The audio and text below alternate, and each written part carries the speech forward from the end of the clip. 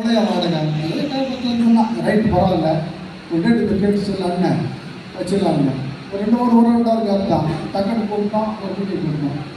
அப்போது ஒரு மாற்றம் வந்து எங்கள் மண்ணில் மிக வேகமாக பரவுது. ஒரு மகிழ்ச்சி என்னன்னு சொன்னால், மிக சரியான தலைமையும் மிக சரியான காலகட்டத்தில் மிக சரியான வழிகாட்டியும் வந்து அமையணும். செயல்வதற்கு 1000 பேர் இருக்கும், சோல்ஜர் யாருன்னு வரலாம்.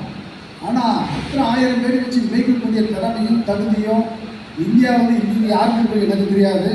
நான் சன்னாய் என்ற ஒரு பொசிஷன் தமிழ்நாட்டுக்கு கிடைத்திருப்பதை யாரும் நம்பக்கூடாது.